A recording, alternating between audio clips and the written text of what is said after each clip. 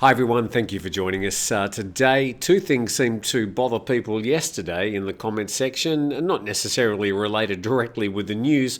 Firstly was the definition of the word electrocuted. I'll get to that in a sec. And the second was something we'll cover a bit later on in today's program, which was exactly where the yellow train rolling stock, the one that had the mishap with a wheel falling onto a car on Tuesday, where exactly that was manufactured. So we'll cover that a bit later in the program. Let's get into this first one, though. And Business Insider yesterday, we mentioned, said that a dentist influencer was electrocuted in a freak accident while in Thailand, urged her followers not to take life for granted. We still don't know much about exactly what happened, but the article claimed she was electrocuted, and people said, no, that's only when you die. Well, we go to this Oxford Learner Dictionary that says electrocute, to injure or kill someone by passing electricity through their body. This is from the Merriam-Webster.com dictionary. Electrocute, to kill or severely injure by electric shock. Or this from the Collins Dictionary, if someone is electrocuted, they are accidentally killed or badly injured. So the act of being electrocuted doesn't necessarily determine your fate. It just the fact that electricity is passing through your body, which is either going to injure or kill you. Let's move on to this story from nationthailand.com. Agencies told to deal with noise from pub opening hours extension. So on December the 15th last year, they decided they're going to extend officially, was already happening in many places, the opening hours or the closing times of a lot of entertainment venues from officially 2 a.m. to officially 4 a.m. And members of the public have filed 5,785 complaints about noise since December the 15th, when the rule allowing pubs, bars and entertainment venues in selected areas of Bangkok, Phuket, Chonburi, Chiang Mai and Koh Samui in Suratani to remain open until 4 a.m.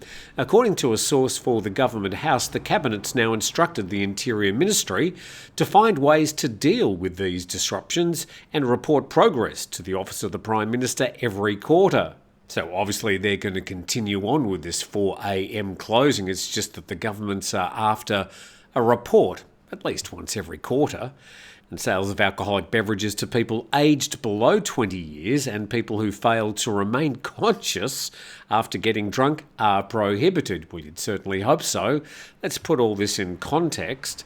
According to the Office of the Prime Minister, 57,399 complaints were made last year. That was lower than some 68,000 in the year before. And complaints over disruptive noise from restaurants, entertainment venues or festival gatherings topped the overall complaints. Apparently, most of those have been resolved. So whilst the number of complaints appears to be quite high, it doesn't seem to be any higher than usual. You can expect those 4 a.m. closing times to continue. To this story, and it's covered in the PhuketNews.com, 5 boatmen test positive for drugs at the Alpore Pier.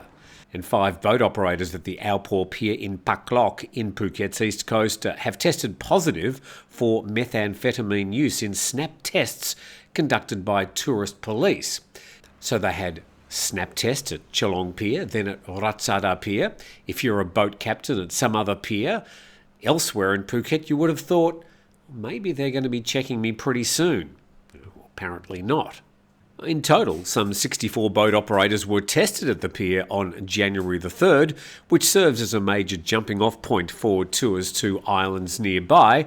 And then further down there, specifically personnel from the Phuket branch of the Internal Security Operations Command, which serves as the political arm of the Thai military, were also present at the Alpore Pier yesterday, suggesting that the government is taking this very seriously.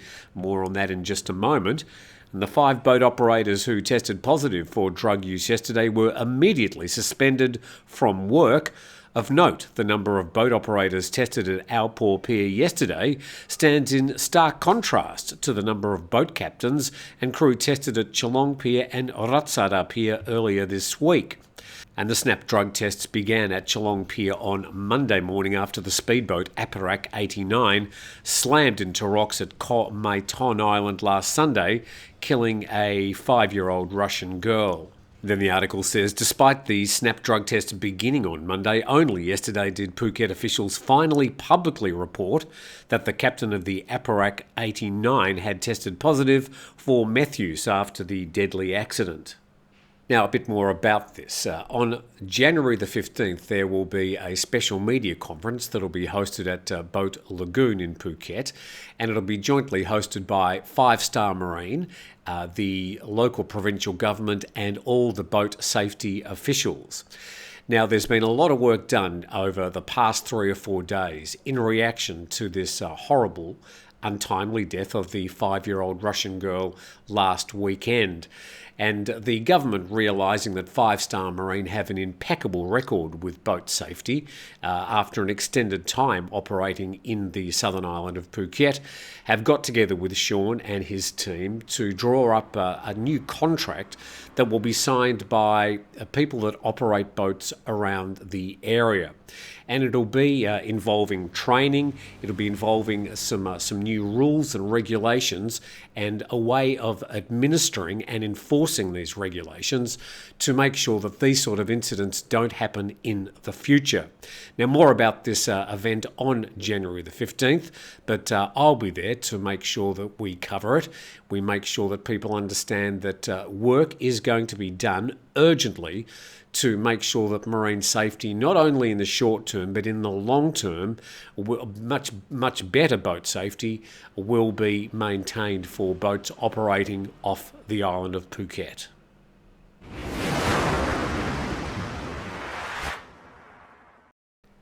And it goes without saying that 5 Star Marine, and you can contact them at 5starmarinephuket.com, do have an impeccable safety record, and when you go on their boats you'll see exactly why. Now, they have a bespoke charter service, private tours, and they are a bit more expensive than some of the other boat operators. But you'll see why when you get on their boats, and you'll know that they take safety very seriously. And you'll have confidence that when you go out on one of their boats that you'll have a very strong chance of returning in one piece, having had a great day out on Phang Nga Bay. Okay, let's move on to our next story, and we're moving from boat safety to safety on Thailand's roads. This story from nationthailand.com. 256 people killed in over 2,000 road accidents during the New Year holidays. This period of 7 days used to be called the 7 Days of Danger. They've renamed it the, Road Safety Campaign or something now, but still didn't stop a lot of people being killed and injured. And more than 2,000 road accidents occurred during the New Year holiday break, leaving 256 people dead and 2,106 others injured. And this was between December the 29th and January the 3rd. And a total of 2,083 road accidents were reported nationwide during those 6 days. Most of the accidents were caused by speeding, immediate lane changes and drunk driving, whilst as many as 84% of the road mishaps involved motorcycles. And 84% of the reported road accidents occurred on highways. The largest group of fatalities and injuries, I found this quite surprising, were aged between 50 and 59. I would have thought it would have been an age group a lot younger than that. And between December the 29th and the 3rd, Kanchanaburi province saw the most road accidents with 77 cases, as well as the highest number of cumulative injury cases.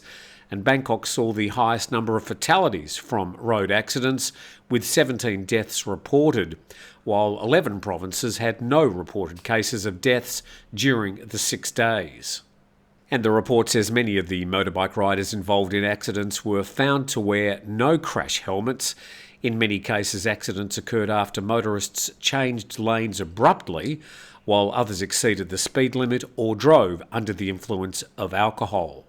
Now, if you have been driving around Thailand, you would have seen a lot of these checkpoints set up. They're set up every time they do these road safety campaigns. There was one about 50 metres just past my house on the curve that enters onto the Turtle Beach. Now, they were set up there. I saw every day there was up to 10 people sitting there in a line. They had a sort of a marquee set up, and they had the witches' hats all set out.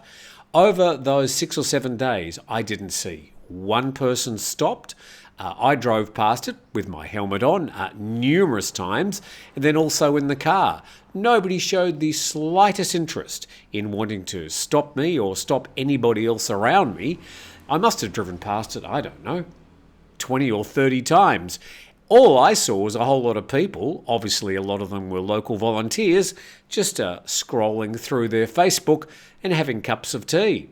So I'm not really sure what the idea of these checkpoints are, or what sort of training the people have, or what their actual duties are meant to be, except to, I suppose, say, we're here and please be careful, but nothing solid seemed to have happened over, well, at least the last 6 days, except a lot of people drinking lots of tea.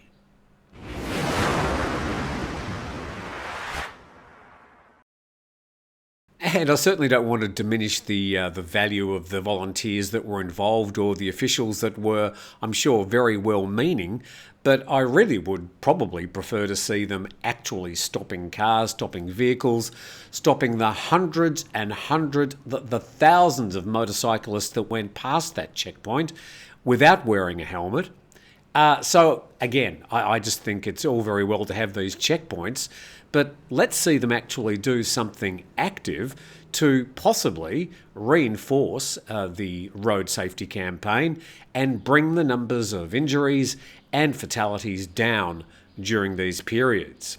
Now we head offshore now, and once again we go to nationthailand.com, and it reports a white whale spotted near Phi Phi Islands in a possible first ever. And a white whale was spotted swimming in the Andaman Sea near Phi Phi Islands in Krabi province, leaving Thai park officials watching in wonder. So here's video posted on nationthailand.com showing obviously clearly looks like a very pale or white whale, possibly some sort of albino whale, swimming under the boat. Pretty hard to tell exactly what size it is. There's nothing really to reference it against, and they would have thought, oh, well, it's just sailing off into the distance. But no, they got a bit of a surprise when it actually just surfaced in front of their boat. Clearly very white indeed. But park officials said they could not yet establish the whale species, and he said he'd instructed park officials to check the location where the white whale was spotted and to warn tourist boats to move with caution in the area. You can just guarantee that the area where that white whale was spotted will just be flooded with tour boats, and as far as taking care and caution in the area, that caution will be thrown to the wind. Let's go to this next story. nationthailand.com again. Bid to smuggle 7.5 kilograms of heroin from Thailand to Australia foiled. And the plot unfolded when a Thai student studying abroad announced her intention to provide carry-on services to Australia. And upon receiving a payment of 3,500 baht from a customer who sought her shipping services, the student's father grew suspicious due to the unexpected weight of the package. The customer claimed it was a woman's purse, but it turned out to be a seat cushion. I can imagine how you'd get those two confused. And alarmed, the student brought the package to the police, leading to the discovery of 7.5 kilograms of heroin concealed within. The individual who funded the shipment was identified as a citizen of Laos.